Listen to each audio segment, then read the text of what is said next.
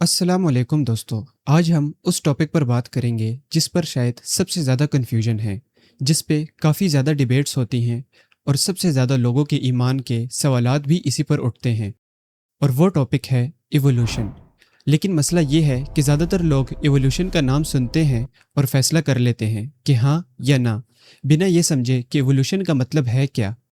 कुछ लोग कहते हैं कि ये सिर्फ एक थ्योरी है, कुछ कहते हैं कि डार्विन एथियस्ट था तो ये सब झूठ और गलत है, और कुछ कहते हैं कि साइंस ने साबित कर दिया कि आदम की ज़रूरत नहीं है। दोस्तों, ये तीनों गलत हैं और आज हम देखेंगे कि क्यों गलत हैं। पहले हम देखते हैं साइंस और मज़हब की लड़ाई। अब यहाँ एक ज़रूरी बात समझ लें।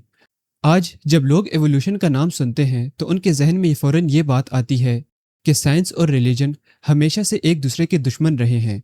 लेकिन सच ये है कि हमारी हिस्ट्री ऐसी नहीं है, ये यूरोप की हिस्ट्री है। यूरोप में एक दौर ऐसा था जब चर्च और साइंस का सख्त टकराव हुआ। गैलीलियो जैसे लोगों को सज़ा मिली क्योंकि उनकी बात चर्च के समझे हुए दीन से टकरा रही थी। इसी कन्फ्लिक्ट ने वेस्टर्न माइंड में यह तस्वर पैदा किया कि साइंस और मज़हब साथ नहीं चल सकते। लेकिन इस्लाम की हिस्ट्री बिल्कुल मुख्तलिफ है। कुरान बार बार इंसान को कहता है कि ज़मीन में देखो, आसमान में देखो, तख्लीक पर गौर करो। मुस्लिम स्कॉलर्स ने मेडिसिन, एस्ट्रोनॉमी, मैथमेटिक्स, ऑप्टिक्स और ज़ूलॉजी में काम किया। उनके नज़दीक नेचर को स्टडी करना अल्लाह की कुदरत को समझना था, अल्लाह को रिप्लेस करना नहीं। इसीलिए एक मुसलमान को किसी भी साइंटिफिक क्लेम से डरना नहीं चाहिए। मसला साइंस का नहीं है, मसला उस फ़लसफ़े का है जो साइंस के साथ अटैच कर दिया जाता है कि क्योंकि हमें मैकेनिज़्म मिल गया इसलिए अब खालिक की ज़रूरत नहीं रही। ये साइंस नहीं है, ये फ़िलॉसफी है। और दोस्तों, एक और बात, खुद क्रिश्चियनिटी के अंदर भी एवोल्यूशन पर सिर्फ एक रिस्पॉन्स नहीं है। कुछ लोग इसे पूरी तरह रिजेक्ट करते हैं, कुछ ओल्ड अर्थ का कॉन्सेप्ट मानते हैं, और कुछ इंटेलिजेंट डिज़ाइन की बात करते हैं, और कुछ थीस्टिक एवोल्यूशन को एक्सेप्ट करते हैं। यानी इशू वहाँ भी सिर्फ सिंपल यस या नो का नहीं है। और दोस्तों, इस्लाम की पोजीशन इन सब से अलग है। सबसे अहम बात यह है कि इस्लाम को वो बैगेज फेस नहीं करना पड़ता जो क्रिश्चियनिटी को फेस करना पड़ता है। मिसाल के तौर पर कुरान में 6 अयाम का जिक्र है। उसमें अयाम का मतलब सिर्फ 24 घंटे का दिन नहीं होता, बल्कि लंबा दौर भी हो सकता है। इसीलिए अरबों साल पुरानी ज़मीन इस्लाम के लिए कोई डायरेक्ट थियोलॉजिकल क्राइसिस नहीं बनाती। तो पहले ये बात समझ लें कि साइंस से डरना हमारा ट्रेडिशन नहीं है। इन 2 वीडियो में हमारा काम है सिर्फ डाटा को देखना। अब सबसे पहले बुनियादी सवाल, एवोल्यूशन आखिर है क्या? क्योंकि जब तक ये लफ्ज़ साफ नहीं होता उस वक्त तक पूरी बहस धुंधली रहती है। सबसे पहले एक कॉमन गलत फहमी दूर करते हैं। एवोल्यूशन का मतलब ये नहीं होता कि एक बंदर अचानक इंसान बन गया, और ना ही उसका ये मतलब होता है कि कोई एक फ़र्द अपनी ज़िंदगी में दूसरी मखलूक में बदल जाता है। साइंस की ज़ुबान में एवोल्यूशन का सीधा सा मतलब ये है कि वक्त के साथ नस्लों के दरमियान इनहेरिटेड ट्रेट्स का बदलना। यानी एक पॉपुलेशन में जो क्वालिटीज़ होती हैं वो जनरेशन्स के साथ साथ बदलती रहती हैं। फ़र्द नहीं बदलता, पॉपुलेशन बदलती है, और वो भी 1-2 साल में नहीं बल्कि बहुत लंबी मुद्दत में। इसको समझने के लिए ये 2 लफ्ज़ समझ लें, जीनोटाइप और फिनोटाइप। जीनोटाइप का मतलब होता है वो जेनेटिक कोड जो डीएनए के अंदर लिखा होता है, और फिनोटाइप का मतलब है वो चीज़ जो उस कोड की वजह से ज़ाहिर होती है, जैसे बालों का रंग, आंखों का रंग, जिस्म की बनावट या कुछ बिहेवियरल टेंडेंसीज। यानी डीएनए ब्लूप्रिंट है, और जो उस ब्लूप्रिंट से बनकर सामने आता है वो है फिनोटाइप। अगर किसी बच्चे के डीएनए में काले बालों का कोड है तो वो काले बाल एक्सप्रेस करेगा। इसी को जीन एक्सप्रेशन कहते हैं। इसीलिए बच्चे अपने माँ बाप से मिलते भी हैं और उनसे अलग भी होते हैं। अब देखते हैं दोस्तों कि इनहेरिटेंस काम कैसे करती है। दोस्तों, यहाँ एक इंटरेस्टिंग बात सामने आती है। माँ बाप का जेनेटिक मटेरियल मिलकर बच्चे का जीनोटाइप बनाता है, लेकिन ये बिल्कुल फिक्स्ड तरीके से नहीं होता। इसमें प्रोबेबिलिटी होती है। सोचो, 2 लोगों के पास एक डाइस है। तुम सारी पॉसिबिलिटीज़ कम्बिनेशन निकाल सकते हो, लेकिन ये प्रिडिक्ट नहीं कर सकते कि अगली बार एग्जैक्टली क्या आएगा। लेकिन दोस्तों, एक हद तक चीज़ लिमिटेड भी होती है। अगर डाइस पर सिर्फ 1 से 6 तक नंबर्स हैं तो कभी 7 नहीं आ सकता। इसी तरह बच्चे का जीनोटाइप चांस पर बेस्ड होता है, लेकिन सिर्फ उस जेनेटिक मटेरियल के अंदर जो पहले से माँ और बाप के पास मौजूद है। इसीलिए एक ही माँ बाप के बच्चे बहुत डिफरेंट हो सकते हैं। यहाँ से आती है वेरिएशन। वेरिएशन का दूसरा सोर्स है म्यूटेशन। लेकिन वेरिएशन सिर्फ माँ बाप के जीन्स के मिक्स से नहीं आती। कभी कभी डीएनए में कॉपिंग के दौरान छोटी मोटी गलतियां हो जाती हैं। कभी रेडिएशन या केमिकल्स की वजह से तब्दीली आ जाती है, या बिल्कुल न्यूट्रल भी हो सकती है। यानी म्यूटेशंस न्यू वेरिएशन का सोर्स बनती हैं।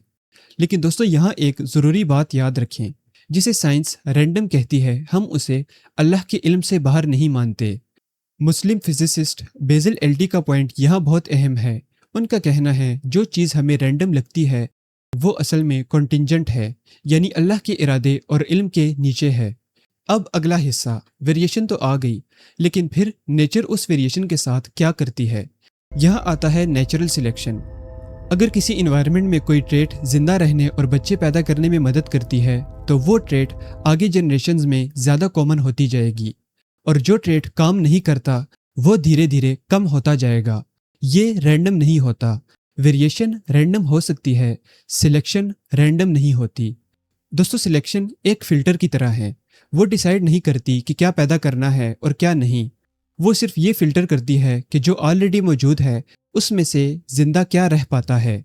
इसीलिए नेचुरल सिलेक्शन को समझने का एक सिंपल तरीका ये है कि सिलेक्शन क्रिएटर नहीं होती, सिलेक्शन फिल्टर होती है। अब यहाँ लोग एक और कन्फ्यूजन करते हैं, माइक्रो एवोल्यूशन और मैक्रो एवोल्यूशन। माइक्रो एवोल्यूशन का मतलब है कि एक स्पीशीज़ के अंदर चेंजेस, जैसे बैक्टीरिया में एंटीबायोटिक रेजिस्टेंस, बिल्लियों के डिफरेंट रंग, डॉग्स की डिफरेंट ब्रीड्स। दोस्तों, ये चीज़ें डायरेक्टली ऑब्जर्व आती हुई हैं, इस पर कोई तजाद नहीं होता। लेकिन मैक्रो एवोल्यूशन वो थोड़ा डिफरेंट है। मैक्रो एवोल्यूशन का मतलब है एक स्पीशीज़ से आगे नई स्पीशीज़ का सफ़र, जैसे साइंस के मुताबिक फिश से एम्फीबियंस का आना। यहाँ से दोस्तों लोग डिवाइड होने लगते हैं। कुछ लोगों का कहना है कि माइक्रो इवोल्यूशन तो ठीक है, लेकिन मैक्रो इवोल्यूशन ये नहीं ठीक। साइंस का क्लेम है कि दोनों के पीछे बुनियादी प्रोसेसेस वही हैं, यानी हेरिडिटी, वेरिएशन और सिलेक्शन। बस स्केल और टाइम का फ़र्क है। अब एक और लफ्ज़, स्पीशीज़। सीधी सी डेफिनेशन, जो ऑर्गेनिजम्स आपस में ब्रीड कर सकते हैं वो एक स्पीशीज़ हैं। ये सबसे कॉमन डेफिनेशन है। लेकिन साइंस में स्पीशीज़ की और भी डेफिनेशंस हैं जो मुख्तलिफ मखलूक़ात पर अप्लाई होती हैं। फ्रॉक्स का फ्रॉक्स के साथ, कैट्स का कैट्स के साथ, ह्यूमंस के साथ। जब दो पॉपुलेशंस इतनी डिफरेंट हो जाएं कि वो अब आपस में ब्रीड ही नहीं कर सकें, तो साइंस कहती हैं कि अब वो दो अलग अलग स्पीशीज़ बन चुकी हैं। इसी प्रोसेस को स्पीशिएशन कहते हैं। सोचिए, एक स्पीशीज़ का ग्रुप किसी अर्थक्वेक या किसी बैरियर की वजह से दो हिस्सों में तकसीम हो गया। दोनों ग्रुप्स अलग इन्वायरमेंट्स में चले गए। दोस्तों, करोड़ों सालों में दोनों में डिफरेंट म्यूटेशंस और डिफरेंट अडेप्टेशंस जमती गईं। अब दोस्तों आखिरकार एक ऐसा वक्त आए कि वो आपस में मिल जाएं। तो साइंस के मुताबिक ये अब ब्रीड नहीं कर सकेंगे। साइंस कहती है यहाँ एक स्पीशीज से दो बन गई। अब सबसे इंपॉर्टेंट क्लैरिफिकेशन, लोग एवोल्यूशन का लफ्ज़ यूज़ करते वक्त तीन अलग चीज़ें मिक्स कर देते हैं। पहला, ऑब्जर्वेबल बायोलॉजिकल चेंज, जैसे कि बैक्टीरिया म्यूटेट करना। दूसरी चीज़, कॉमन एंसेस्ट्री, यानी सारी ज़िंदगी एक हिस्टोरिकल लीनिएज से जुड़ी हुई है। और तीसरी चीज़ है ह्यूमन एवोल्यूशन, यानी इंसान की बायोलॉजिकल ओरिजिन की कहानी। दोस्तों, ये तीनों चीज़ें एक नहीं हैं, और बहुत सी कन्फ्यूजन इसीलिए होती है कि पहले क्लेम को कोई प्रूव करता है और लोग बाकी के क्लेम्स को भी प्रूवन समझ लेते हैं। ऐसा नहीं है, ये तीन मुख्तलिफ लेवल्स हैं और इनको अलग अलग डिस्कस करना ज़रूरी है। अब दोस्तों एक इम्पॉर्टेंट पिक्चर को देखते हैं, बंदर से आदमी तक की एक सीधी लाइन। साइंस कहती है ये इमेज गलत है। एवोल्यूशन सीढ़ी की तरह नहीं है, यानी एक दरख्त की तरह तशबीह नहीं दी जा सकती। ज़्यादा बेहतर तशबीह है एक बुश। शक्लें अलग अलग सिमटों में निकल रही हैं, कुछ रुक जाती हैं, कुछ मर जाती हैं और कुछ आगे फैलती चली जाती हैं। इंसान पूरे सिस्टम का गोल नहीं, यानी साइंस के मुताबिक हम बस उस बुश की एक ब्रांच हैं। न्यू डार्विनिज्म के तीन बुनियादी क्लेम्स। आज जो स्टैंडर्ड एवोल्यूशनरी मॉडल पढ़ाया जाता है उसे जनरली न्यू डार्विनिज्म या मॉडर्न सिंथेसिस कहते हैं। इसके तीन बुनियादी क्लेम्स हैं, डीप टाइम, कॉमन एंसेस्ट्री और कैजुअल मैकेनिक्स। डीप टाइम का मतलब है ज़मीन और ज़िंदगी बहुत पुरानी है, यानी करोड़ों अरबों सालों पुरानी। दूसरी, कॉमन एंसेस्ट्री का मतलब है कि सारी ज़िंदगी एक हिस्टोरिकल लीनिएज से कनेक्टेड है। और तीसरी, कैजुअल मैकेनिक्स, इसका मतलब है कि रैंडम म्यूटेशन और नेचुरल सिलेक्शन उस प्रोसेस के मेजर ड्राइवर्स हैं। और यहाँ दोस्तों एक इम्पॉर्टेंट बात याद रखें, डीप टाइम अपने आप कॉमन इंसेस्ट्री को प्रूव नहीं करती। कॉमन इंसेस्ट्री अपने आप रैंडम म्यूटेशन और नेचुरल सिलेक्शन के फाइनल मैकेनिज्म को प्रूव नहीं करती, लेकिन नियो डार्विनिज्म मॉडल इन तीनों को साथ लेकर चलता है। और अब दोस्तों इस सिलेक्शन का सबसे अहम पॉइंट, डाटा और इंटरप्रिटेशन एक चीज़ नहीं है। डीएनए, फॉसिल्स, टाइमलाइंस ये सब डाटा हैं, लेकिन ये कहना कि इसके लिए किसी खालिक की ज़रूरत नहीं या ये सब कुछ बेमकसद हुआ, ये डाटा नहीं, ये फिलॉसफी है। और इसीलिए हम इस पूरे एपिसोड में ये असूल पकड़ कर चलेंगे कि डाटा को देखो और इंटरप्रिटेशन को पहचानो और दोनों को मिक्स मत करो। तो अब दोस्तों हमारी बुनियाद तैयार है। हमें पता है एवोल्यूशन का बेसिक मतलब क्या है, वेरिएशन क्या है, नेचुरल सिलेक्शन क्या है, माइक्रो और मैक्रो एवोल्यूशन का फ़र्क क्या है, और सबसे इम्पॉर्टेंट बात, इस लफ्ज़ के अंदर कितने अलग दावे छुपे हैं। अब दोस्तों सवाल है कि ये आइडिया शुरू कहाँ से हुआ, डार्विन से पहले लोग क्या सोचते रहे, और उस कहानी में सबसे पहला बड़ा नाम कौन था। दोस्तों पहला बड़ा नाम है लमार्क। लेकिन लमार्क से पहले एक और चीज़ को समझना ज़रूरी है, जिसे कहा जाता है द लंपिंग प्रॉब्लम। जब आपसे कोई पूछे कि क्या आप एवोल्यूशन को मानते हैं, तो ये सवाल इतना सिंपल नहीं जितना लगता है, क्योंकि एवोल्यूशन एक लफ्ज़ है, लेकिन इसके अंदर कई अलग दावे छुपे हुए हैं। और जब आप हाँ या ना कहते हैं तो आपको सही से पता नहीं होता कि आप किस चीज़ के जवाब में हाँ या ना कह रहे हैं। क्या डीप टाइम को या कॉमन एंसेस्ट्री को, कैजुअल मैकेनिक्स को या ह्यूमन एवोल्यूशन को। ये सब एक चीज़ नहीं है। और यही मसला सर्वेज में भी होता है। जब मुसलमानों से पूछा गया कि क्या आप डार्विन की थ्योरी मानते हैं, तो ज़्यादातर ने रिजेक्ट किया। मसला ये नहीं कि लोग साइंस से इनकार कर रहे हैं, मसला ये है कि सवाल ही गलत तरीके से पूछा जा रहा है। एवोल्यूशन मानना एथिज्म नहीं है, ये दो अलग चीज़ें हैं। लेकिन क्योंकि रिचर्ड डॉकिंस जैसे लोगों ने इन दोनों को एक साथ बांध दिया है, तो लोगों के जहन में ये बैठ गया है कि अगर मैंने एवोल्यूशन को एक्सेप्ट किया तो मैं एथियस्ट हो गया। लेकिन ऐसा नहीं। कुछ स्कॉलर्स के मुताबिक आप कुछ एवोल्यूशन को एक्सेप्ट कर सकते हैं और कुछ को नहीं। अब हम देखते हैं कि ये आइडिया शुरू कहाँ से हुआ। दोस्तों ज़्यादातर लोग समझते हैं कि एवोल्यूशन की कहानी चार्ल्स डार्विन से शुरू होती है, लेकिन ऐसा नहीं है। डार्विन से तकरीबन 50 साल पहले एक फ्रेंच साइंटिस्ट था जिसका नाम था जान बाप्टिस्ट लेमार्क। वो उन पहले लोगों में से था जिन्होंने सीरियसली ये प्रपोज किया कि स्पीशीज़ वक्त के साथ बदल सकती हैं। लेकिन लेमार्क को समझने से पहले ये समझना ज़रूरी है कि उससे पहले लोग क्या सोचते थे। दोस्तों लेमार्क से पहले और असल में यानी सदियों तक एक फ्रेमवर्क था जिसे ग्रेट चेन ऑफ बीइंग कहा जाता था। इसका तस्वर कुछ ऐसा था, सबसे नीचे मिनरल्स हैं, फिर पौधे, फिर जानवर, इंसान, फरिश्ते और सबसे ऊपर खुदा। हर चीज़ अपनी जगह पर फिक्स थी। बिल्ली हमेशा बिल्ली रहेगी, मछली हमेशा मछली रहेगी, इंसान हमेशा इंसान रहेगा। एक स्पीशीज़ का दूसरी स्पीशीज़ में बदलना ये इस फ्रेमवर्क में मुमकिन ही नहीं था। ये सोचना कि स्पीशीज़ चेंज हो सकती हैं उस वक्त बड़ी इंटेलेक्चुअल हिम्मत का काम था।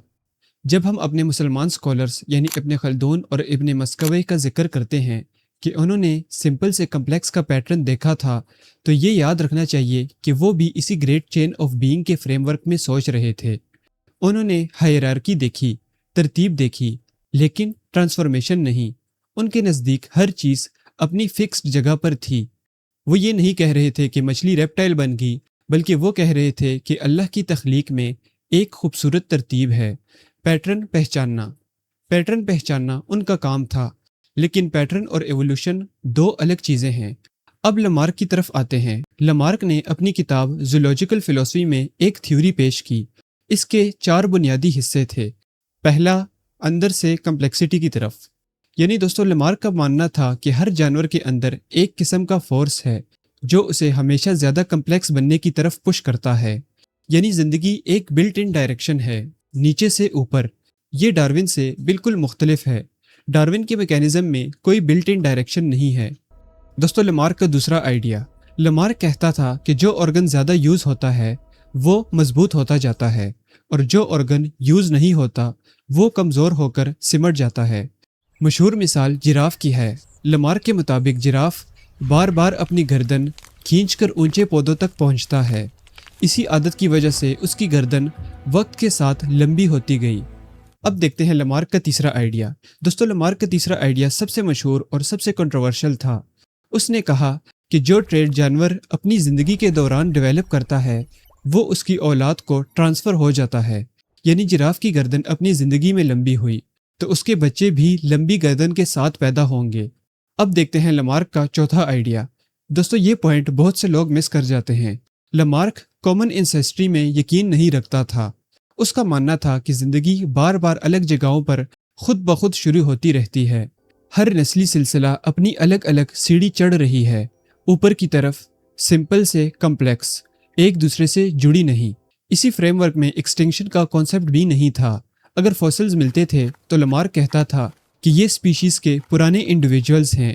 سپیشیز ختم نہیں ہوئی، وہ کہیں اور اپنی سیڑھی پر آگے بڑھ چکی ہیں. اب دوستو دیکھتے ہیں کہ لمارک آخر غلط کہاں تھا. اس کے لیے ہم ایک مشہور ایوولوشنری بایولوجسٹ آگسٹ وائزمن کا ایک ایکسپیریمنٹ دیکھتے ہیں. دوستو آگسٹ وائزمن نے کئی نسلوں تک چوہوں کی دمیں کاٹی. اگر لمارک صحیح ہوتا تو چوہوں کی بعد کی نسلوں میں ان کی دمیں چھوٹی یا غائب ہو جانی چاہیے تھی، لیکن ایسا نہیں ہوا. ہر نسل میں دم پوری کی پوری آئی. یعنی جو چیز کوئی جانور اپنی زندگی میں حاصل کرتا ہے وہ ڈی این اے کے ذریعے اس طرح انہیرٹ نہیں ہوتی جس طرح لمارک سوچتا تھا. یہ اس کا سب سے بڑا مسئلہ تھا. لیکن یہاں ایک دلچسپ بات ہے جو ایمانداری سے کہنا ضروری ہے. ماڈرن ایپیجینیٹکس نے دکھایا ہے کہ کچھ تبدیلیاں جین ایکسپریشن کے لیول پر تھوڑی حد تک اگلی نسلوں میں جا سکتی ہیں. دوستو یہ لمارک کو پوری طرح سے صحیح تو نہیں بناتا، لیکن دکھاتا ہے کہ پکچر اتنی سمپل نہیں جتنی پہلے لگتی تھی. سائنس اب بھی اس پر کام کر رہی ہے. پھر دوستو لمارک امپورٹنٹ کیوں ہوا؟ اگر وہ غلط تھا تو اس کی باتیں ہم کیوں کر رہے ہیں؟ دوستو کیونکہ لمارک نے وہ سوال پوچھا جو اس سے پہلے کسی نے اتنا سیریسلی طور پر نہیں پوچھا تھا، اور وہ تھا کیا سپیشیز وقت کے ساتھ بدل سکتی ہیں؟ دوستو وہ گریٹ چین آف بینگ کے اس فکسڈ فریم ورک سے باہر نکلا جہاں ہر چیز ہمیشہ کے لیے اپنی جگہ فکسڈ تھی. اس نے اس بات کی بنیاد رکھی کہ بدلاؤ ممکن ہے. میکینزم غلط تھا لیکن سوال صحیح تھا، اور اسی سوال نے ایک راستہ کھولا جس کا جواب 50 سال بعد آئے گا اور ایک بہت زیادہ پاورفل میکینزم دے گا. لمارک نے سیڑھی دی، ڈارون نے بش. اب آتے ہیں اس انسان پر جس کا نام اس پوری بحث کا مرکز بن چکا ہے، چارلز ڈارون. لیکن شروع سے ایک بات صاف کر دیتے ہیں، ڈارون نے ایوولوشن انوینٹ نہیں کی. لمارک پہلے سے یہ سوال پوچھ رہا تھا، اور ڈارون سے پہلے بھی اور لوگ تھے جنہوں نے سپیشیز کے بدلنے کے بارے میں سوچا تھا. ڈارون کا کارنامہ یہ نہیں تھا کہ اس نے سوال پوچھا، ڈارون کا کارنامہ یہ تھا کہ اس نے میکینزم دیا. دوستو یہاں ایک اور بات جو بہت سے لوگ نہیں جانتے کہ ڈارون اکیلا نہیں تھا. الفریڈ رسل ویلس یہ ایک برٹش نیچرلسٹ تھے. انہوں نے انڈیپینڈنٹلی وہی کور آئیڈیا ڈیولپ کیا جو ڈارون نے کیا. نیچرل سلیکشن دونوں نے تقریباً ایک ہی وقت میں یہ کانسیپٹ سمجھا.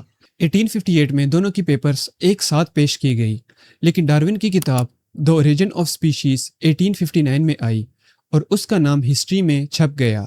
والس کا نام دوستو دھیرے دھیرے پیچھے چلا گیا. اب ڈارون نے اصل میں کیا کہا؟ دو بنیادی چیزیں. پہلا کامن ڈسینٹ یعنی بش آف لائف. ڈارون کا کہنا تھا کہ ساری زندہ چیزیں ایک برانچنگ انسیسٹری سے جڑی ہیں، یعنی مچھلی، ریپٹائل، پرندہ، میمل سب الگ الگ انڈیپینڈنٹ کریشنز نہیں ہیں. سائنس کے مطابق سب ایک ہی پرانی نسل سے پھوٹ کر آئی ہیں، جیسے ایک بش کی شاخیں. یہ لمارک سے بالکل مختلف تھا. لمارک کے پاس بہت ساری الگ سیڑھیاں تھیں، ڈارون کے پاس ایک کنیکٹڈ بش تھا. ڈارون کا دوسرا بڑا کلیم وہ تھا نیچرل سلیکشن. یہ ڈارون کا سب سے پاورفل آئیڈیا تھا. سوچو ایک پاپولیشن ہے، اس پاپولیشن میں ویریشن موجود ہے. کچھ جانور تھوڑے بڑے ہیں، کچھ جانور چھوٹے، کچھ تیز، کچھ دھیمے.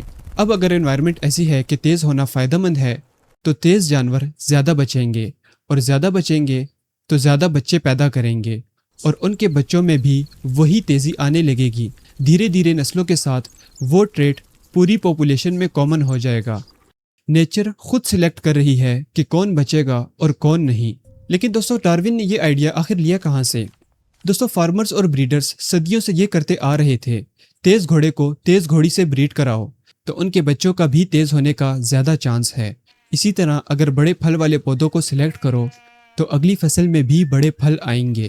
دوستو ڈارون کا انسائٹ یہ تھا کہ آپ کو بریڈر کی ضرورت نہیں، نیچر یہ کام خود کرتی ہے. कोई इंटेंशन नहीं, कोई प्लान नहीं, बस जो ट्रेट उस वक्त उस इन्वायरमेंट में काम करता है वो आगे जाता है और जो काम नहीं करता वो पीछे रह जाता है। अब यहाँ डार्विन और लमार्क का फ़र्क बिल्कुल साफ हो जाता है। लमार्क कहता था जानवर खुद अपने आप को बदलता है, इन्वायरमेंट का प्रेशर आता है और जानवर रिस्पॉन्ड करता है, खासियत डेवलप करता है और वो खासियत बच्चों को मिल जाती है।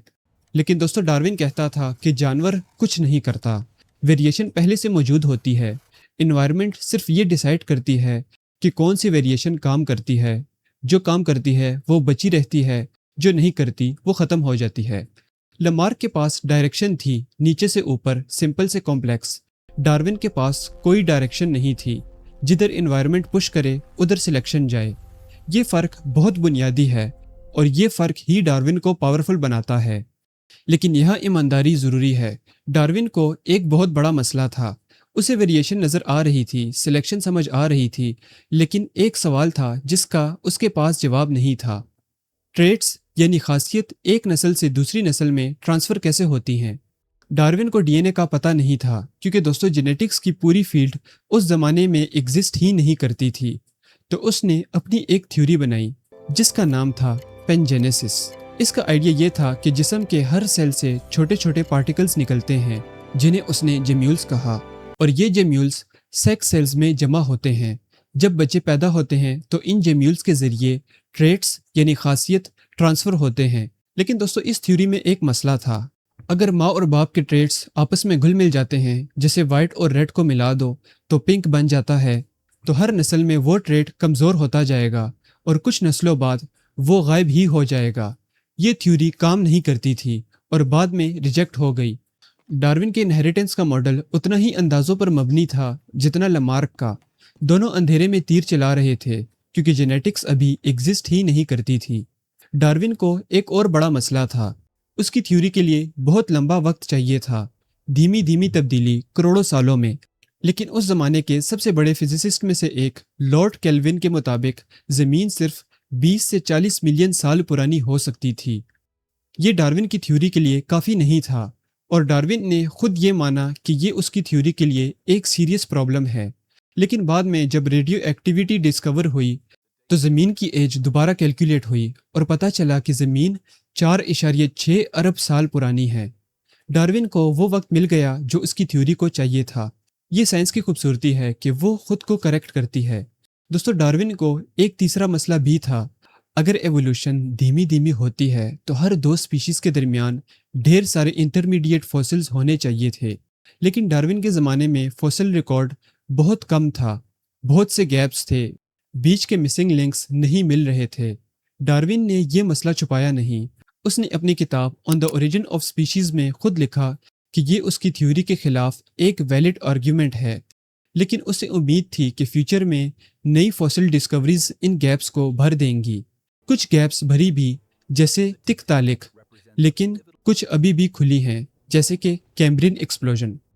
अब दोस्तों कहानी में यहाँ एक नया किरदार आता है, जॉर्ज मेंडल।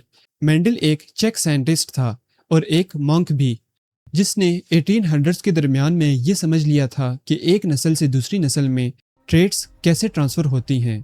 उसने दिखाया कि ट्रेट्स आपस में घुलते नहीं हैं, बल्कि वो अलग अलग छोटे छोटे यूनिट्स में ट्रांसफ़र होते हैं, जिसे आज हम जीन्स कहते हैं। कुछ ट्रेट्स ज़्यादा ताकतवर होते हैं, वो फ़ौरन नज़र आते हैं, और कुछ छुपे रहते हैं और नस्लों बाद नज़र आते हैं। लेकिन दोस्तों अजीब बात यह है कि मेंडल के काम को उसकी ज़िंदगी में किसी ने सीरियस नहीं लिया।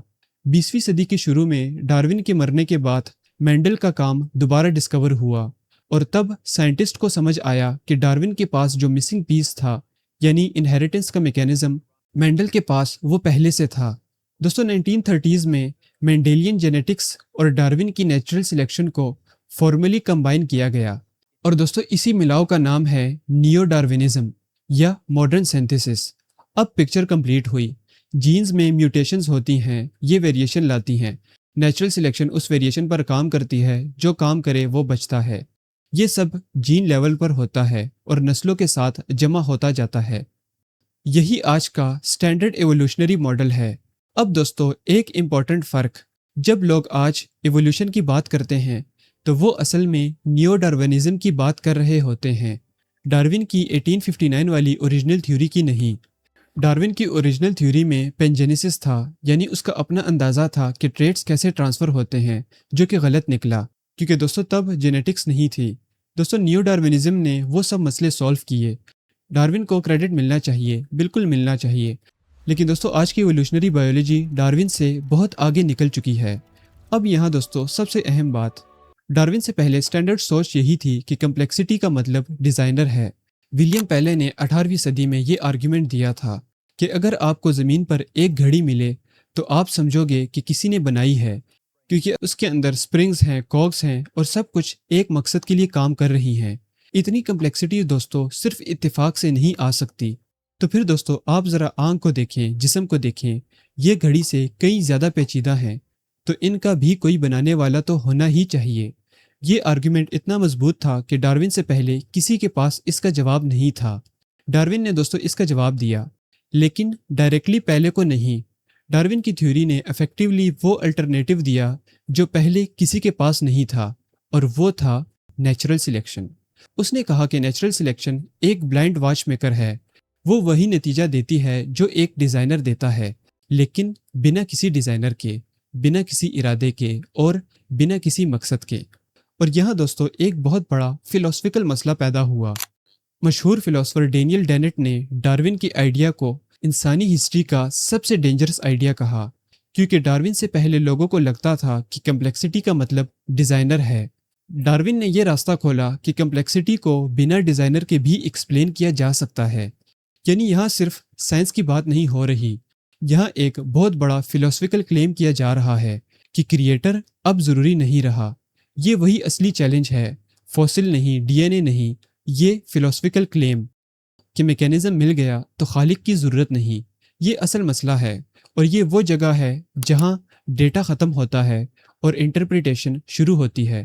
تو یہاں دوستو رک کر ایک بات کلیئر کرتے ہیں، ڈارون کا بایولوجیکل میکینزم ایک چیز ہے، اس پر بعد میں چڑھا دیا جانے والا ایستھیٹک فلسفہ دوسری چیز ہے۔ یہ دونوں الگ ہیں۔ میکینزم ریئل ہو سکتا ہے اور پھر بھی خالق ریئل ہو سکتا ہے۔ یہ فرق اس پوری ویڈیو کی بنیاد ہے، اور ہم بار بار اس پر آئیں گے۔ اب آگے کا سوال یہ ہے کہ ڈارون کے بعد سائنس کے مطابق اس زمین پر کیا ہوا؟ انسان سے پہلے کی دنیا کیسی تھی؟ اور وہ سفر جس میں سمندر سے زمین تک، بیکٹیریا سے ڈائناسور تک، کیا ہوا؟ تو چلیں اب اس کہانی کو اگلے سیکشن میں دیکھتے ہیں۔ دوستو آگے بڑھنے سے پہلے ایک چھوٹی سی بات، ہم نے میراث اسلام کی واٹس ایپ کمیونٹی بنائی ہے، جہاں ہم ڈیلی حدیث، ویڈیو اپڈیٹس اور چینل سے ریلیٹڈ چیزیں شیئر کرتے ہیں۔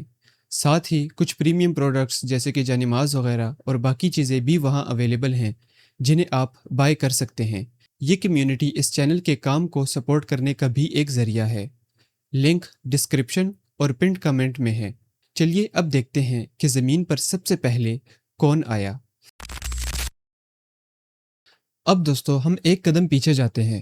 ہیومن ایوولوشن کی بات کرنے سے پہلے یہ سمجھنا ضروری ہے کہ سائنس کے مطابق انسان سے پہلے زمین پر کیا ہوا۔ ہم نے اپنے پچھلے ایپیسوڈز میں تقریباً 4 ارب سال کا سفر کور کیا، لیکن اگر آپ نے وہ ایپیسوڈز نہیں دیکھے تو کوئی بات نہیں، یہاں ہم وہ پوری کہانی کمپریس کر کے دکھائیں گے، صرف اتنا جتنا ڈسکشن کے لیے ضروری ہے۔ اگر آپ نے اچھے سے سمجھنا ہے تو دوستو پچھلے 2 ایپیسوڈ لازمی دیکھیے گا۔ دوستو اربوں سال کی مائکروسکوپک زندگی۔ سائنس کے مطابق زندگی پانی میں شروع ہوئی، اور تقریباً 3 ارب سال تک اس زمین پر صرف مائکروسکوپک زندگی تھی، یعنی ننگی آنکھ سے کچھ نظر نہیں آتا تھا، نہ کوئی جسم، نہ کوئی آنکھ، نہ کوئی آواز، صرف بیکٹیریا اور صرف چھوٹے چھوٹے سیلز۔ اربوں سال تک بس یہی تھا۔ پھر دوستو ایک وقت آیا جب سیلز نے کچھ عجیب کیا۔ ایک بڑے سیل نے ایک چھوٹے سیل کو نگل لیا، لیکن ہضم نہیں کیا۔ وہ چھوٹا سیل اندر زندہ رہا اور اس نے انرجی بنانا شروع کی۔ اسی پروسیس کو سائنس اینڈوسمبائیوسس کہتی ہے۔ وہ چھوٹا سیل جو اندر رہ گیا، وہ آج مائٹوکونڈریا ہے۔ ہر کمپلیکس سیل کے اندر اور آپ کے جسم کے ہر سیل کے اندر 2 ارب سال پرانی وہی پارٹنرشپ ہے۔ اور دوستو پھر سیکشل ریپروڈکشن آیا۔ سیکشل ریپروڈکشن کا مطلب ہے کہ 2 آرگینزمز کا جینیٹک میٹیریل مکس ہوتا ہے اور ہر بار نیا کومبینیشن بنتا ہے۔ پھر 54 کروڑ سال پہلے سب بدل گیا۔ दोस्तों शुरू के 4 अरब साल तक जिंदगी नंगी आंख से नजर नहीं आती थी। फिर कुछ करोड़ों सालों के अंदर जानवरों के तमाम बुनियादी बॉडी प्लान्स नजर आने लगे। आंखें, शेल्स, टांगे, पंजे, मुंह, कांटे, फिन्स और नर्वस सिस्टम। साइंटिस्ट्स इसे कैम्ब्रियन एक्सप्लोजन कहते हैं, यानी बायोलॉजी का बिग बैंग। 1909 में कनाडा के ब्रिटिश कोलंबिया में बर्जिस शेल नाम की जगह मिली, जहां 50 करोड़ 80 लाख साल पुरानी मखलूकात पत्थरों में बहुत साफ तौर पर महफूज थी। और वहां से एक छोटा जानवर मिला। दोस्तों इसका नाम था पिकाइया। दिखने में बिल्कुल आम सा, लेकिन उसके जिस्म के बीच में एक सख्त सी लकीर थी जिसे साइंटिस्ट्स नोटोकोट कहते हैं। साइंसदानों के मुताबिक इसी तरह के स्ट्रक्चर आगे चलकर रीढ़ की हड्डी की बुनियाद रखेंगे। हर मछली, हर रेप्टाइल, हर परिंदा, हर मैमल, साइंस के मुताबिक सबका कनेक्शन इसी छोटी सी लकीर से जुड़ा है। और दोस्तों शायद कैम्ब्रियन में सबसे इंपॉर्टेंट चीज़ थी प्रिडेशन, यानी जब एक मखलूक ने दूसरी चीज़ को खाना शुरू किया, दोस्तों तब सब कुछ बदल गया। शिकार ने अपनी हिफाजत की और शल बनाए, शिकारी ने बेहतर पंजे डेवलप किए, और फिर एक रेस शुरू हुई जो फिर कभी नहीं रुकी। दोस्तों याद करें, हमने पिछले सेक्शन में देखा कि विलियम पहले का वो घड़ी वाला आर्ग्यूमेंट, अगर ज़मीन पर एक घड़ी पड़ी मिले जिसमें स्प्रिंग्स होते हैं, कॉग्स होते हैं, सब कुछ होता है और सब कुछ एक मकसद के लिए काम कर रहा होता है, तो आप फौरन समझ जाएंगे कि ये किसी ने बनाई है। इतनी कम्प्लेक्सिटी सिर्फ इत्तेफाक से नहीं बन सकती। और अगर इसी मंतक से आप जिस्म को देखें, आंख को देखें, घड़ी से, ये सब कुछ काफ़ी ज़्यादा पेचीदा है, तो इनका भी कोई बनाने वाला होना चाहिए। ये था पहले का चैलेंज, और डार्विन ने जवाब दिया जो था नेचुरल सिलेक्शन। वो वही नतीजा देती है जो एक डिज़ाइनर देता है, लेकिन बिना किसी डिज़ाइन के, बिना किसी इरादे के। छोटे छोटे फ़ायदेमंद स्टेप्स करोड़ों नस्लों में जमा होते गए। अब दोस्तों इस आर्ग्यूमेंट को ट्राइलोबाइट की आंख पर टेस्ट करते हैं। ट्राइलोबाइट्स कैम्ब्रियन दौर की मखलूकात थीं। उनकी हज़ारों छोटे लेंसेज पर बनी आंखें 52 करोड़ साल पहले फॉसिल रिकॉर्ड में नज़र आती हैं, और वो पहले से बहुत पेचीदा हैं। और दोस्तों कुछ ट्राइलोबाइट्स, जिसे फैसोपिट्स कहते हैं, उनकी आंखों में एक और भी ज़्यादा हैरत अंगेज चीज़ थी। दोस्तों हर लेंस के अंदर 2 लेंस और मिलकर काम कर रहे थे। ये एक ख़ास ऑप्टिकल सॉल्यूशन था, जिसकी वजह से तस्वीर के किनारे भी उतने ही साफ नज़र आते थे जितना बीच का हिस्सा। कोई ब्लर नहीं, पूरी तस्वीर बिल्कुल शार्प।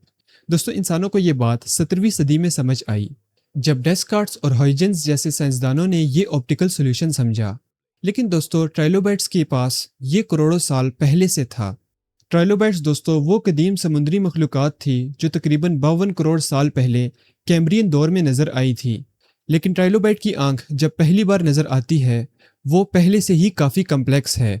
दोस्तों इनके जिस्म 3 हिस्सों में बनते थे, इसीलिए इन्हें ट्राइलोबाइट्स कहा गया। ट्राई मतलब 3। ये समुद्र की तह पर रहते थे, इनकी हज़ारों इकसाम थी। अब दोस्तों यहाँ एक लम्हा रुकें। यहाँ एक सवाल आता है कि इतनी कम्प्लेक्सिटी अचानक कहाँ से आई। लेकिन दोस्तों ये सवाल सिर्फ मुसलमान स्कॉलर्स का नहीं है। साइंस की दुनिया से भी लोगों की कुछ आवाज़ें आती हैं जिनका इस्लाम से कोई ताल्लुक नहीं था, लेकिन डाटा देखकर वो भी यही सवाल पूछ रहे थे। पहले देखते हैं फ्रेड हॉयल, मशहूर ब्रिटिश एस्ट्रोनॉमर जो कि एथियस्ट थे, खुदा को नहीं मानते थे। दोस्तों इन्होंने कैलकुलेट किया कि अगर ज़िंदगी के लिए ज़रूरी 2000 एंजाइम्स सिर्फ चांस से बने तो इसके कितने चांसेस हैं। दोस्तों उनका जवाब था 1 in 10 to the power of 40,000, यानी ना होने के बराबर। 1981 में उन्होंने अपनी मशहूर मिसाल दी। ये कहना कि इतनी पेचीदा ज़िंदगी सिर्फ इत्तेफाक से बन गई, बिल्कुल ऐसा ही है जैसे किसी कबाड़खाने से कोई तूफ़ान गुजरे और वहाँ पड़े पुराने लोहे और कबाड़ से अपने आप एक मुकम्मल बोइंग 747 बनकर खड़ा हो जाए। हॉयल दोस्तों इस्लाम के लिए नहीं बोल रहे थे, वो पेंस्पेर्मिया को आर्ग्यू कर रहे थे, यानी कि ज़िंदगी स्पेस से आई।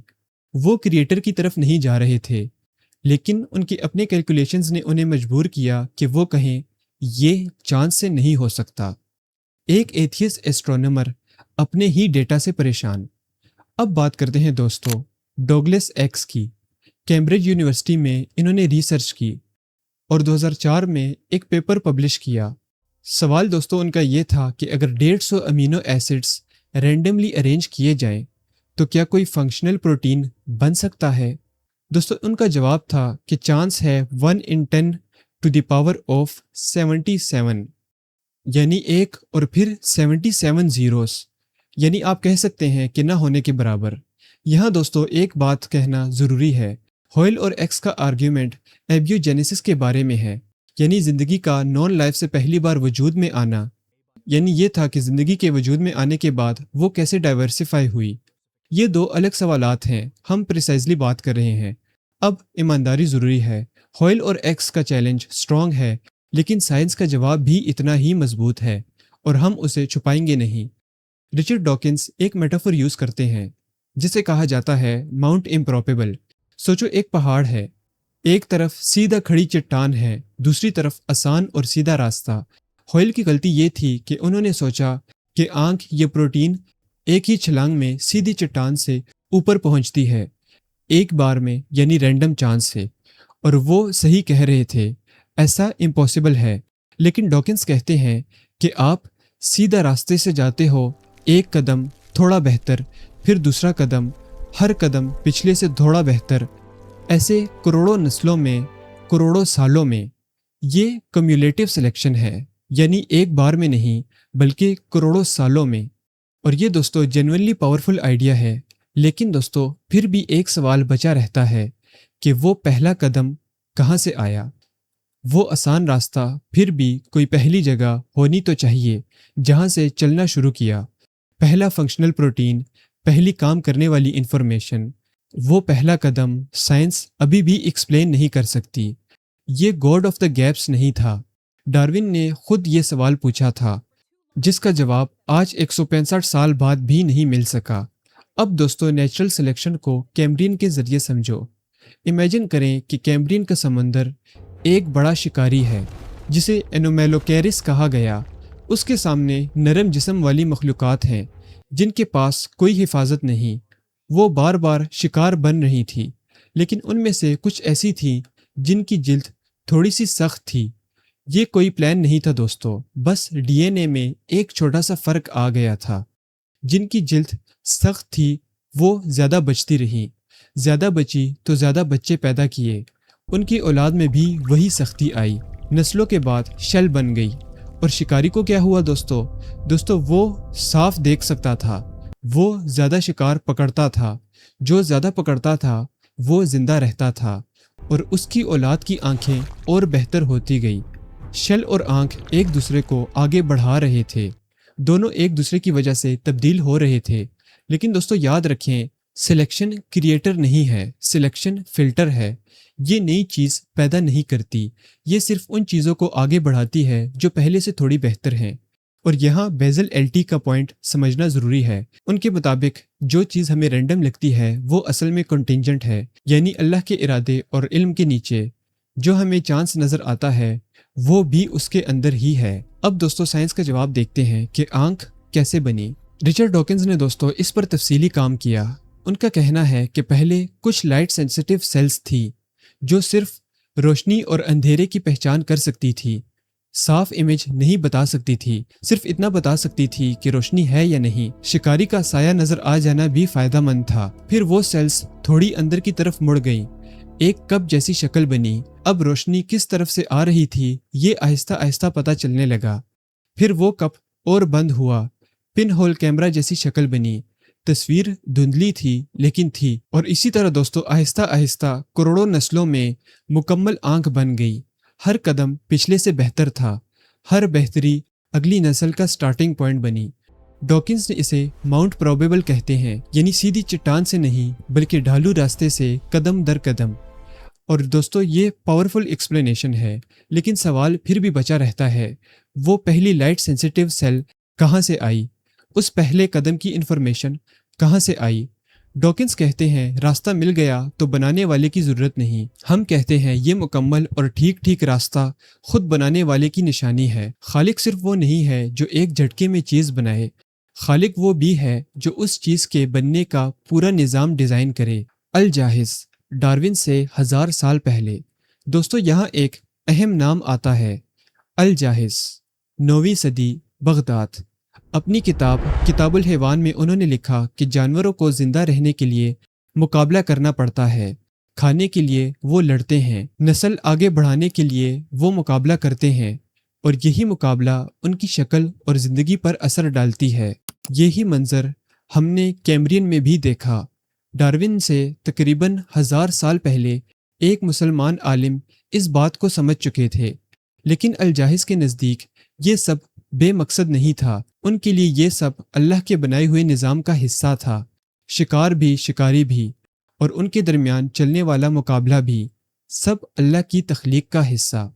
اور دوستو یہاں ایک کنٹراسٹ دیکھنا ضروری ہے۔ رچرڈ ڈاکنز کی کتاب دی سیلفش جین میں کور آئیڈیا یہی ہے کہ ہمارا جسم، ہماری زندگی صرف ایک مشین ہے، جینز کو آگے لے جانے کی مشین۔ ایک فزسسٹ کے مطابق یہ بالکل ویسا ہی ہے جیسے پیٹ کے اندر رہنے والے بیکٹیریا کے لیے انسان صرف ایک اندھیرا برتن ہے، جینز کی مشین، بیکٹیریا کا برتن۔ دوستو یہ میٹیریلسٹ ویو کا لاجیکل کنکلوژن ہے، اور ہم مسلمانوں کے لیے یہ سیدھا قرآن سے ٹکراتا ہے۔ اللہ نے سورہ الاسراء کی آیت نمبر 70 میں فرمایا، ہم نے بنی آدم کو عزت دی۔ دوستو انسان صرف ایک جین پریزرونگ مشین نہیں ہے، بلکہ انسان اشرف المخلوقات ہے۔ یہ مقام کوئی بلائنڈ پروسیس نہیں دے سکتا، یہ مقام صرف خالق دے سکتا ہے۔ ڈیٹا اور انٹرپریٹیشن کا فرق یہاں سب سے زیادہ صاف نظر آتا ہے۔ اب دوستو یہاں اسے ایک اور پہلو سے دیکھو۔ ٹائلوبائٹ کی آنکھ ہو یا 2 لینسز مل کر کام کرنے کا نظام، یا کیمبرین میں اچانک نظر آنے والے کمپلیکس باڈی پلانس، یہ سب اصل میں کیا ہیں؟ یہ دوستو یہ انفارمیشن ہے، ڈی این اے میں لکھی ہوئی انفارمیشن۔ جسم کو بتایا گیا ہے کہ لینس کیسے بنانا ہے، کہاں بنانا ہے، کس انداز میں لگانا ہے، اور کب ایکٹیویٹ کرنا ہے۔ دوستو یہ انفارمیشن کہاں سے آئی؟ دوستو سائنسدانوں نے دیکھا کہ بہت سی مختلف مخلوقات میں کچھ ماسٹر جینز ایک جیسے ہوتے ہیں۔ یہ جینز بتاتے ہیں کہ جسم میں سر کہاں بنے گا، ٹانگ کہاں ہوگی، آنکھ کہاں ہوگی۔ انہیں ہاکس جین کہتے ہیں۔ حیرت کی بات یہ ہے کہ یہ ہاکس جینز مچھلی میں بھی ملتے ہیں، انسان میں بھی، اور بچھو میں بھی۔ اب سوچے دوستو یہ ہاکس جینز بھی انفارمیشن ہے، یہ پوری لائبریری بھی انفارمیشن ہے، اور اگر ایکس ہوئل کا حساب یاد کریں تو ایک فنکشنل پروٹین کا رینڈم چانس سے بننے کا پریکٹیکلی امپاسبل ہے، تو پھر پوری لائبریری کا کیا، پوری جینیٹک کوڈ کا کیا، ایک مکمل آنکھ بننے کی ہدایت کا کیا؟ سائنس کہتی ہے کہ میوٹیشنز چھوٹی چھوٹی تبدیلیاں ہوتی ہیں، ڈی این اے میں بس ایک حرف کا فرق، لیکن کیمبرین میں جو نظر آتا ہے وہ صرف ایک حرف کی تبدیلی نہیں لگتی، وہاں پورے کے پورے نئے فنکشنل ڈیزائنز سامنے آتے ہیں۔ سٹینڈرڈ ایکسپلینیشن یہ ہے کہ چھوٹی تبدیلیاں کروڑوں نسلوں میں جمع ہوتی رہیں اور دھیرے دھیرے کمپلیکسٹی بنی۔ یہ سائنس کا ماڈل ہے، لیکن سوال رہتا ہے دوستو کہ پہلی کام کرنے والی انفارمیشن کہاں سے آئی؟ ڈی این اے کے اندر لکھا ہوا یہ نظام کس نے رکھا؟ یہ سوال صرف بائیولوجی کا نہیں، فلسفی کا بھی ہے، اور ہم مسلمانوں کے لیے جواب واضح ہے۔ قرآن کہتا ہے اس نے ہر چیز کو پیدا کیا اور اس کا اندازہ بالکل ٹھیک مقرر کیا۔ دوستو ہر نظام، ہر انفارمیشن، ہر اندازہ اسی کی طرف سے ہے جو ہر چیز کا خالق ہے۔ اب دوستو یہ سوال آتا ہے کہ اگر سائنس کہہ رہی ہے کہ نیچرل سلیکشن سے شیل بنائے گئے، آنکھیں بنی، جسم کے ڈیزائن بنے، تو پھر اللہ کہاں ہے؟ اس سوال کا جواب اسلامک تھیولوجی میں بہت پرانا ہے۔ ایک کانسیپٹ ہے اسباب، سیکنڈری کازز۔ اللہ ہر چیز کا اصلی خالق ہے، مسبب الاسباب، کازز کا کاز، لیکن وہ اپنا کام اکثر اسباب کے ذریعے کرتا ہے۔ آگ جلاتی ہے، یہ ایک سبب ہے، لیکن ابراہیم علیہ السلام کو آگ نے نہیں جلایا کیونکہ اللہ نے حکم دیا ٹھنڈی ہو جاؤ۔ دوا کام کرتی ہے، یہ ایک سبب ہے، لیکن شفا صرف اللہ تعالیٰ دیتے ہیں۔ بارش گرتی ہے، یہ ایک سبب ہے، لیکن رزق صرف اللہ تعالیٰ دیتا ہے۔ تو کچھ سکولرز کا کہنا ہے کہ اگر ہم کہیں کہ نیچرل سلیکشن نے شیل بنائے، ہم یہ نہیں کہہ رہے کہ اللہ نے نہیں بنائے، ہم کہہ رہے ہیں کہ یہ وہ سبب تھا جس کے ذریعے اللہ نے بنائے۔ بجلی گرنا سائنس کہتی ہے دوستو کہ الیکٹرونز نے کیا، قرآن کہتا ہے کہ اللہ نے بھیجا۔ دونوں سچ ہیں، ایک میکینزم بتاتا ہے، دوسرا خالق بتاتا ہے۔ دوستو ایتھیسٹس اپنا فلسفہ اس پر چڑھاتے ہیں، کہتے ہیں کہ یہ سب ان گائیڈڈ تھا، بنا مقصد، بنا خالق۔ لیکن وہ فلسفہ ہم ریجیکٹ کرتے ہیں۔ لیکن میکینزم کو دیکھنا، اسباب کو سمجھنا، یہ شرک نہیں ہے، یہ اللہ کی زمین کو پڑھنا ہے، اور یہی قرآن کا حکم ہے۔ سورہ العنکبوت کی آیت نمبر 20 میں اللہ تعالیٰ فرماتا ہے، زمین میں سفر کرو اور دیکھو اس نے تخلیق کا آغاز کیسے کیا۔ اب وہ اصول جو ہم نے شروع میں طے کیا تھا، ڈیٹا اور انٹرپریٹیشن الگ الگ چیزیں ہیں، وہ اصول اسے ہم یہاں اپلائی کرتے ہیں۔ کیمبرین ایکسپلوژن، برجس شیل، ٹرائبولائٹ کی آنکھ، نیچرل سلیکشن، یہ سب ڈیٹا ہے، فوسل ریکارڈ ہے، ایویڈنس ہے۔ دوستو ڈاکٹر ایت کو نیبی فارماکولوجی کی پروفیسر اسی اصول کو اس طرح بیان کرتے ہیں۔ ان کا کہنا ہے جو فوسل ریکارڈ میں نظر آتا ہے وہ سب کا ہے، لیکن جو فلسفہ اس پر چڑھا دیا جاتا ہے وہ سب کا نہیں ہے۔ اسی طرح دوستو یقین انسٹیٹیوٹ امریکہ میں اسلامک ریسرچ کا ایک ریسپیکٹڈ اکیڈمی سینٹر ہے۔ وہاں ڈاکٹر یمینا نے لکھا کہ یہ ایسا ہے جیسا کوئی ایک شاندار کھانے کو ایکسپلین کرنے کی کوشش کرے، لیکن اس شرط کے ساتھ کہ باورچی کا کوئی ذکر نہیں ہوگا۔ ایک بار یہ شرط لگا دو تو جو چیز عقل سے باہر ہے وہ اچانک ایک ہی ممکن جواب لگتا ہے۔ اسی طرح دوستو سید نرسی کا آرگیومنٹ یاد رکھیں۔ انہوں نے رسالہ نور میں لکھا کہ بڑے سے بڑا سبب بھی ایک چھوٹے سے نتیجے کو پیدا کرنے کی طاقت نہیں رکھتا، لیکن سید نرسی کہتے ہیں کہ ذرا غور کرو کہ کیا یہ اسباب اس اتنے بڑے نتیجے کے لیے کافی ہیں۔ دوستو 17ویں صدی میں آپٹیشینز نے پوری انسانی عقل کے ساتھ وہ اچیو کیا جو اس کیمبرین کریچر کے پاس پہلے سے تھا، اور ڈارون خود ایماندار تھا۔ اس نے آن دا اوریجن آف سپیشیز میں لکھا، فی الحال یہ معاملہ ناقابل وضاحت رہے گا اور اسے میری تھیوری کے خلاف ایک ویلڈ آرگیومنٹ کے طور پر استعمال کیا جا سکتا ہے۔ ڈارون کو امید تھی کہ فیوچر میں نئی فوسل ڈسکوریز یہ گیپس بھر دیں گی۔ دوستو 165 سال گزر چکے ہیں، کچھ شاندار ڈسکوریز ہوئیں، برجس شیل ملی، ایڈیاکارن فونا ملی، لیکن کیمبرین ایکسپلوژن آج بھی ویسے ہی اچانک ہے۔ ہم ڈیٹا کو ایکسیپٹ کرتے ہیں لیکن ان گائیڈڈ انٹرپریٹیشن کو ریجیکٹ کرتے ہیں۔ اب سمندر سے باہر نکلتے ہیں۔ زمین پر سب سے پہلے جانور نہیں آئے دوستو، سب سے پہلے پودے آئے، تقریباً 47 کروڑ سال پہلے، کسی بھی جانور سے بہت پہلے۔ قدیم الجی کی نسلیں گیلی مٹی پر آئیں۔ دوستو یہ آسان نہیں تھا۔ سمندر میں پانی جسم کو سہارا دیتا تھا، گریویٹی کا مسئلہ نہیں ہوتا تھا، سوکھنے کا خطرہ نہیں تھا، لیکن زمین پر یہ سہارا نہیں تھا۔ لیکن دوستو پودے دھیرے دھیرے ہر مسئلہ سولو کرتے گئے۔ ویکسی کوٹنگ، سوکھنے سے بچاؤ، سیلولوز کی مضبوط دیواریں، گریویٹی کے خلاف سہارا۔ لیکن دوستو ایک اور چیز ہوئی جو بہت کم لوگ جانتے ہیں، پودے اکیلے نہیں گئے، ان کے پاس روٹس یعنی ان کی جڑیں نہیں تھی، اسی لیے زمین سے منرلز نکالنا ان کے لیے مشکل تھا۔ تو انہوں نے دوستو ایک پارٹنرشپ کی۔ زمین کے اندر رہنے والی فنجائی نے پودوں کی جڑوں کا کام سنبھال لیا۔ فنجائی زمین سے منرلز نکالتے اور پودے کو دیتے، بدلے میں پودے اپنی بنائی ہوئی شوگر دیتے۔ اسی پارٹنرشپ کو مائکوریزی کہتے ہیں۔ آج بھی دنیا کے ہر جنگل کا ہر بڑا درخت زمین کے اندر اسی فنگل نیٹ ورک سے جڑا ہوا ہے، ایک چھپی ہوئی ویب جو 40 کروڑ سال پہلے شروع ہوئی اور آج بھی چل رہی ہے۔ پھر دوستو تقریباً 38 کروڑ 50 لاکھ سال پہلے جنگل نظر آئے، بڑے درخت، فرنس، زمین جو اربوں سے چٹان اور دھول تھی پہلی بار ہری ہو گئی۔ دوستو ان جنگلوں نے ایٹماسفیئر کو بدل دیا، انہوں نے کاربن ڈائی آکسائڈ کھینچی اور آکسیجن بڑھائی، پلینٹ ٹھنڈا ہوا اور اس جنگل نے انجانے میں ایک گھر تیار کر دیا۔ لیکن دوستو پودے زمین پر جانوروں کے لیے نہیں تھے آئے، جانور ابھی تھے ہی نہیں، لیکن جب جانور آئیں گے گھر پہلے سے تیار تھا۔ تیاری پہلے، جس کے لیے تیاری تھی وہ بعد میں۔ اب دوستو وہ عجیب لمحہ جس کا ہم نے انتظار کیا۔ دوستو 375 ملین سال پہلے ایک عجیب مچھلی تھی۔ 2004 میں نیل شوبن یونیورسٹی آف شکاگو کے پیلینٹولوجسٹ نے ایک پریڈکشن کی۔ انہوں نے سوچا اگر مچھلی سے زمین کے جانور بننے کا سفر ہوا تو اس وقت چٹانیں 375 ملین سال پرانی ہوں گی اور وہ کنارے کے پاس ہوں گی، گہرے سمندر کی نہیں۔ انہوں نے میپ پر وہ جگہ ڈھونڈنا شروع کی اور انہیں جواب ملا کینیڈین آرکٹک کے ایلسمیر آئیلینڈ۔ دوستو اس کے لیے 1 سال کھدائی کی گئی، سخت موسم، بہت کم نتیجہ ملا۔ لیکن پھر 2004 میں انہیں ایک عجیب چیز ملی، انہیں ایک عجیب مچھلی ملی۔ اس کے سر کا شیپ فلیٹ تھا، بالकुल क्रोकोडाइल जैसा। इसकी गर्दन थी, जबकि मछलियों में गर्दन नहीं होती। और सबसे अहम बात दोस्तों, इसके फिन्स के अंदर हड्डियां थी, एक ह्यूमेरस, एक रेडियस, एक उल्ना। साइंस के मुताबिक ये वही हड्डियों की तरतीब है जो आज इंसानी बाजुओं में होती है। शोल्डर से एल्बो तक एक हड्डी, एल्बो से रिस्ट तक दो हड्डियां।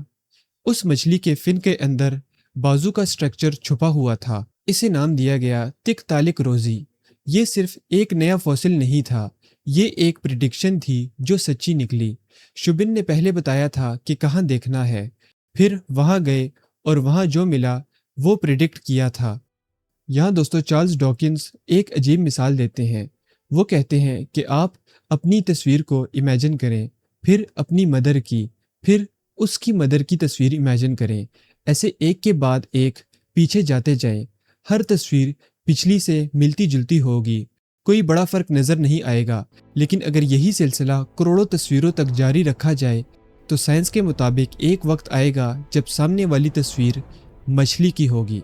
दोस्तों साइंस के मुताबिक तिकतालिक के बाद पहले एम्फीबियंस आए, 4 टांगें, आधा वक्त जमीन पर आधा पानी में। अखेंथोस्टेगा एक अर्ली एम्फीबियन जिसके पास टांगें थी, लेकिन वो जमीन पर बोझ उठाने के लिए नहीं बनी थी, वो पानी में तैरने के लिए बनी थी।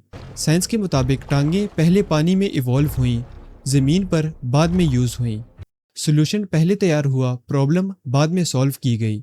लेकिन दोस्तों एम्फीबियंस पानी से बंधे थे, उनके अंडे नरम थे, जमीन पर अगर रख दो तो सूख जाएं। इसीलिए रिप्रोड्यूस करने के लिए उन्हें पानी में वापस जाना पड़ता था।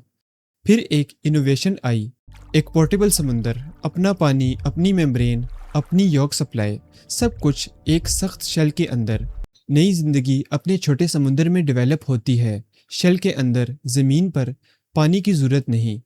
अल्लाह ताला ने फरमाया, उसने हर चीज़ का अंदाज़ा बिल्कुल ठीक मुकर्रर किया। एमनियोटिक एग ये वही अंदाज़ा है, एक छोटी सी शेल के अंदर पूरी ज़िंदगी का निज़ाम। एमनियोटिक एग के साथ ज़मीन हर डायरेक्शन में खुल गई, रेगिस्तान, पहाड़, कॉन्टिनेंट वगैरह। दोस्तों फिर तकरीबन 31 करोड़ साल पहले पहले रेप्टाइल्स आए, पूरी तरह ज़मीन के लिए तैयार, वाटरप्रूफ जिल्द, एमनियोटिक एग्स और पानी पर कोई निभरता नहीं। और फिर आया कार्बोनिफोरस दौर। उस वक्त ऑक्सीजन का लेवल 30 से 35% था, आज दोस्तों 21% है। कीड़े मकोड़े अपनी जिल्द से सांस लेते हैं, जितनी ज़्यादा ऑक्सीजन उतना बड़ा जिस्म मुमकिन। मेगानोरा एक ड्रैगन फ्लाई जिसके पंखों का फासला 70 सेंटीमीटर था। अगर आप अपना बाजू देखें, शोल्डर से कलाई तक एक ड्रैगन फ्लाई दोस्तों इतनी बड़ी होती थी। इसी तरह एथ्रोप्लोरा एक मिलीपीड जो 2 मीटर लंबी होती थी। ये 100 टांगों पर कार्बोनिफोरस के जंगलों में फिरता था। ये दोस्तों ये साइंस फिक्शन नहीं बल्कि सब फॉसिल रिकॉर्ड है। और इन्हीं जंगलों ने एक और काम भी किया, जब इन्हीं जंगलों के दरख्त मरते थे तो जमीन में दब जाते थे। उस वक्त फंजाई में ये सलाहियत नहीं थी कि वो लकड़ी को तोड़कर उससे अपना खाना हासिल कर सकें, तो दरख्त सड़े नहीं, बस दब गए। करोड़ों सालों तक वो जमीन के अंदर दबे और सख्त रहे और आखिरकार बना कोयला। आज दुनिया का ज्यादातर कोयला कार्बोनिफोरस के इन्हीं जंगलों से आया है। लेकिन दोस्तों यहाँ बात खत्म नहीं हुई। तिकतालिक एक बहुत बड़ी डिस्कवरी थी, लेकिन 2010 में कुछ अनएक्सपेक्टेड हुआ। पर एलबर्ग इस ट्रांजिशन की दुनिया के सबसे बड़े एक्सपर्ट्स में से एक एक्सपर्ट हैं। दोस्तों पोलैंड में होली क्रॉस माउंटेन्स में फोसिलाइड टेट्रापोड्स ट्रैक्स मिले, यानी पांव के निशान 4 टांगों वाली मखलूकात के जमीन पर चलते हुए। डेट 395 मिलियन साल पहले, तिकतालिक से 18 से 20 मिलियन साल पुराने। पूरे 4 टांगों वाली मखलूकात जमीन पर चल रही थी। दोस्तों उस ट्रांजिशनल फॉसिल से भी पहले जो फिश टू लैंड ट्रांजिशन दिखाने वाली थी। एलबर्ग ने खुद नेचर में 2010 में पब्लिश करते हुए लिखा, ये फुटप्रिंट्स हमें मजबूर करते हैं कि हम फिश टू टेट्रापोड ट्रांजिशन की पूरी तस्वीर पर दोबारा गौर करें। तो दोस्तों क्या तिकतालिक गलत थी? नहीं, तिकतालिक रियल है, हड्डियाँ रियल हैं, प्रिडिक्शन और डिस्कवरी साइंसदानों के मुताबिक रियल है, humerus, radius, ulna sequence real है। लेकिन वो साफ सुथरा लीनियर नैरेटिव के मछली से स्टेप बाय स्टेप जमीन के जानवर तक, वो इतनी सिंपल नहीं जितनी टेक्स्ट बुक्स दिखाती हैं। ये पोलैंड के पांव के निशान दिखाते हैं कि शायद जमीन पर आना एक बार नहीं हुआ, शायद अलग अलग लीनिएजेस ने अलग अलग वक्त में पानी से बाहर कदम रखा। کہانی دوستوں ابھی لکھی جا رہی ہے اور ہم مسلمان ہونے کے طور پر اس سے کمفرٹیبل ہیں۔ ہمیں صاف ستھرا نیریٹو کی ضرورت نہیں، ہمیں ایمانداری کی ضرورت ہے۔ البیرونی ایک مسلمان اسکالر تھے۔ انہوں نے مختلف جانوروں میں اسٹرکچرل سملیرٹی اسٹڈی کی تھی۔ وہ ہڈیاں الگ الگ شکلوں میں، الگ الگ سپیشیز میں۔ البیرونی نے اسلامک فریم ورک سے صحیح سوال پوچھا تھا، اور وہ بھی جواب ملنے سے 900 سال پہلے۔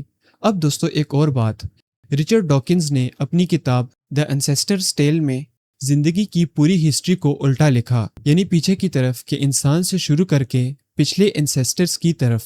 انہوں نے جان بوجھ کر یہ اس لیے کیا تاکہ ایسا نہ لگے کہ سب کچھ انسان کی طرف جا رہا تھا، کہ انسان کوئی مقصد تھا یا کوئی تخلیق کا گول تھا، کیونکہ ان کے فریم ورک میں کوئی گول نہیں تھا، کوئی مقصد نہیں تھا۔ ہم دوستو یہاں کلیئرلی الگ ہیں۔ قرآن سورہ 3 کی آیت نمبر 4 میں کہتا ہے کہ ہم نے انسان کو بہترین صورت میں بنایا۔ طریقہ اور مقصد دو الگ چیزیں ہیں۔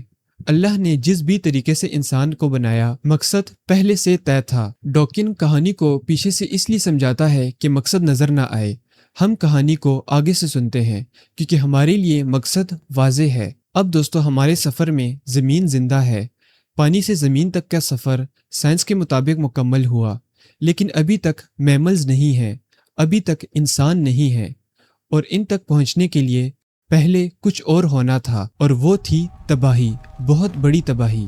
زمین کی ہسٹری میں ایک نہیں 5 بار زندگی تقریباً ختم ہونے کے قریب آئی، اور ہر بار واپس آئی، اور ہر بار پہلے سے زیادہ کمپلیکس ہوئی۔ لیکن آگے کی کہانی جس میں ہم ڈائناسور اور باقی کا سفر طے کریں گے، وہ انشاءاللہ اگلے ایپیسوڈ میں۔ ویڈیو کو لائک کریں، چینل کو سبسکرائب کریں۔ ملتے ہیں اگلی ویڈیو میں۔ اللہ حافظ۔